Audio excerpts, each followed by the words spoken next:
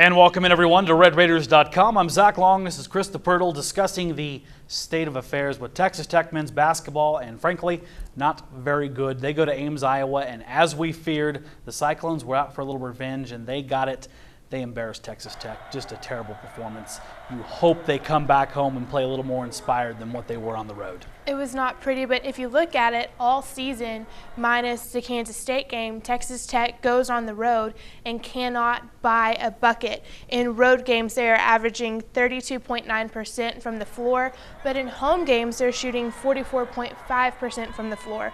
Something needs to translate where these guys can shoot as well at home as they can on the road. And something better happened because the first time in Lawrence, not a good experience against the Jayhawks, and that was early in the season. It was bad.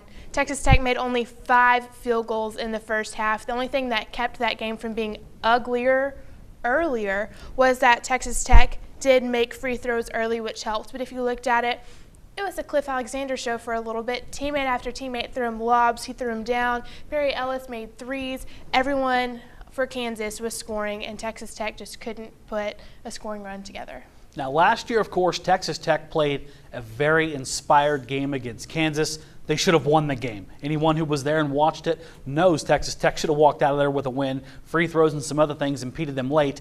Now they get Kansas at home, and they're going to get a grumpy Kansas team that got beat this weekend. Not a good scenario. No, they're going to get a very grumpy Kansas team. Kansas lost on the road to Oklahoma State, 67-62. The thing was, the Jayhawks were up by 11 at the half. They hadn't lost a game yet this season when they led after 20 minutes.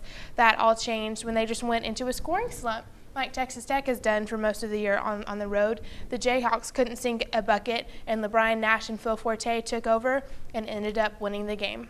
And Tech, of course, rolling out any little trick and trade they can do right now to get attendance in there. Allegedly, someone's going to have a chance to win $1 million. Are they going to have to answer like a really hard question? I don't know what they're going to have to do, but I imagine it's going to be something pretty strenuous to earn $1 million. But I think a lot of people might trade that right now for a win over KU and some momentum for this basketball team, because right now there has to be a really bad taste in the mouth, not only Coach Smith and the players, but the entire Texas Tech sports community. They've got to get something done. I don't know if all the games at home during the non-con affected their performance on the road, if that's intimidating these guys at all, but they need to pull it together, because you saw it at Iowa State.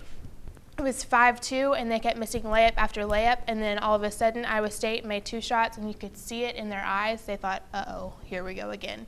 That needs to stop.